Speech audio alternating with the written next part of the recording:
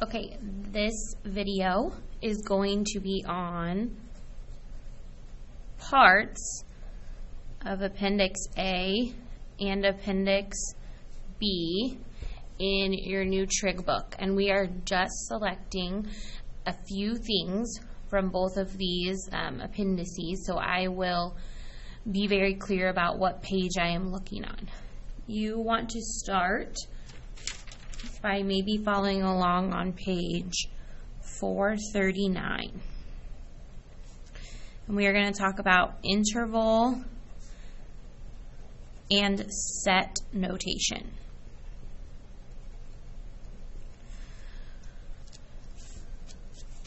Okay, on the bottom of page 438 is where it starts talking about interval notation.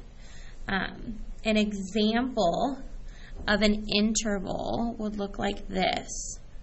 X such that, that's what this straight line means, X is less than 4. And you may not have seen these brackets or this X such that, but I know you've seen an inequality where X is less than 4. And that would be interval notation. Okay, that's an example of an interval, but we want to write it in interval notation. This is also known as set notation. And if we want to write it as an interval, we want to show all numbers that are less than 4. Okay?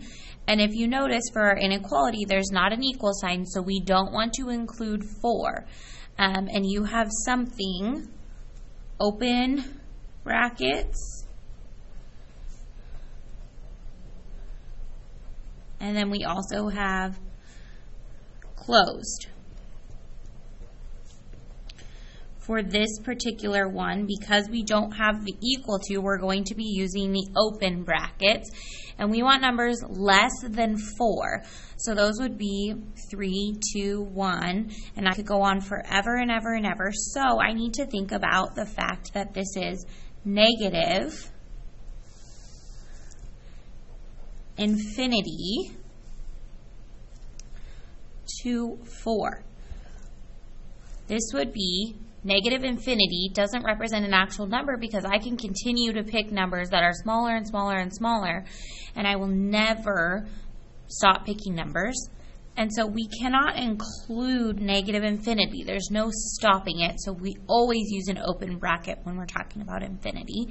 And because the 4 is not included here, we will also put open brackets at 4.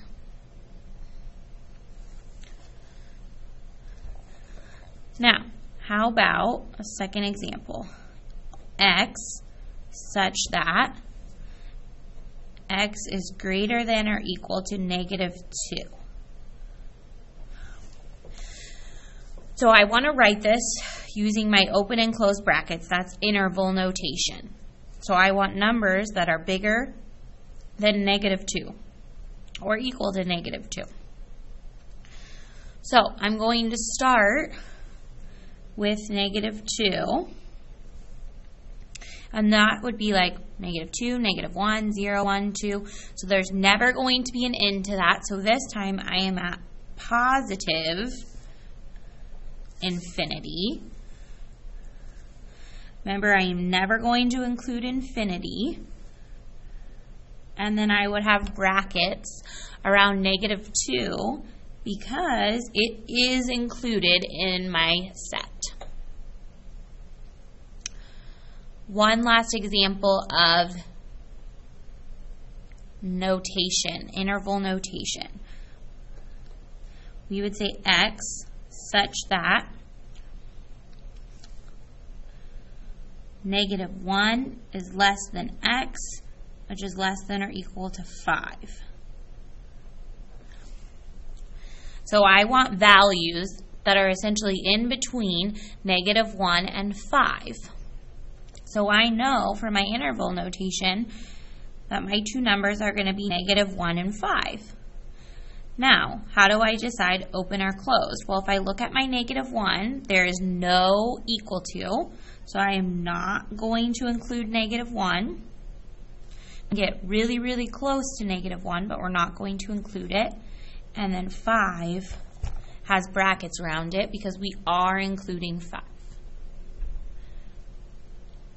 Okay, it's important to know how to express things in interval notation because that will be how things are expressed pretty much here on out in math. We'll continue to practice, but I think you will get better and better at interval and set notation. So that's one topic in Appendix A that we're going to be talking about. Maybe something you have or haven't seen before. The next topic is something you for sure have seen before. And they're two different formulas.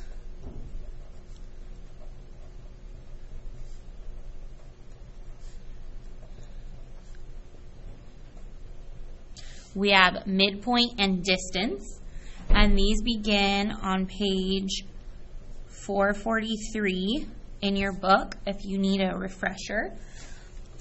I will go ahead and write down both of the formulas. Distance is equal to the square root of x2 minus x1 squared plus y2 minus y1 squared. Midpoint. Something important to notice, people confuse commonly with distance and midpoint. Distance should be just one number. It's a length. Midpoint is a point, so I should have an x and a y coordinate to my midpoint. And the midpoint formula, the x1 plus x2 all over 2, comma, y1 plus y2 all over 2. So I'm going to give you 2 points, P and Q. P is at 2, 4. Q is at 1, negative 3. And we're going to start by finding the midpoint of PQ.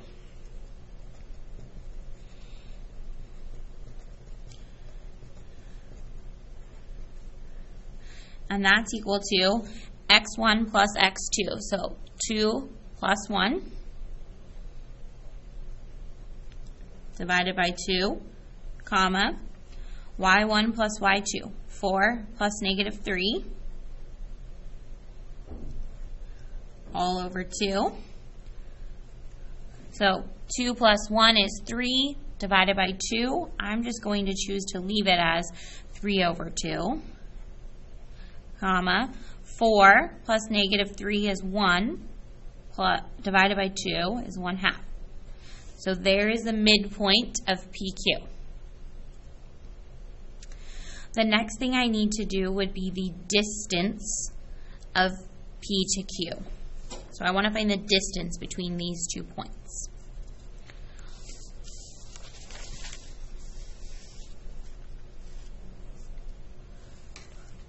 So I'll write down the points for you again. P was at 2, 4. Q was at 1, negative 3. So the distance formula.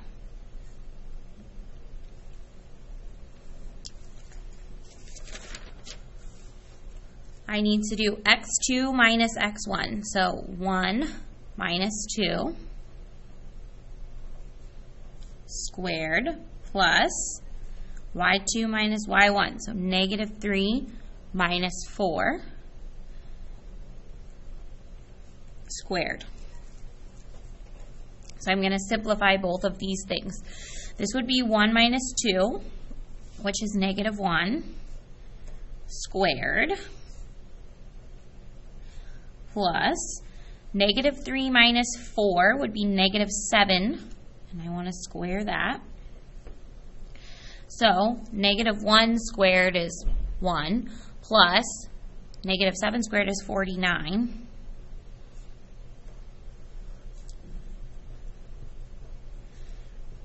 which is the square root of 50. So that distance is the square root of 50. Now what I want to do is make sure that the square root of 50 cannot be simplified. And I think it can, because I think the square root of 50 can break down into the square root of 25 times the square root of 2. These two things, you can break radicals apart like that. So the square root of 25 times the square root of 2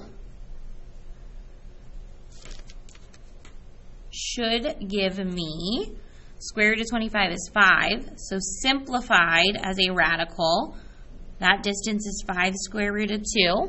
Not only are you going to give me that, but you're also going to give me what it is as a decimal. So the square root of 50 is also 7.071.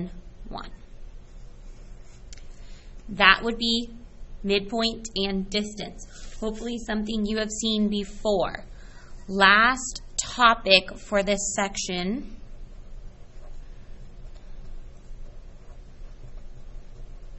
is Pythagorean theorem, which I know you have seen before. If you need to, reference page 443. I'm going to give you, you will use Pythagorean theorem a lot as we continue trig.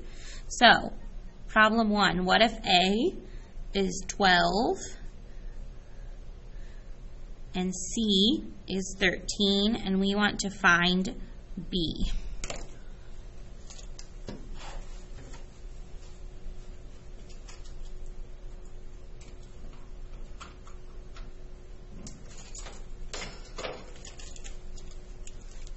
In pausing for a minute, I hope that you are able to do this problem.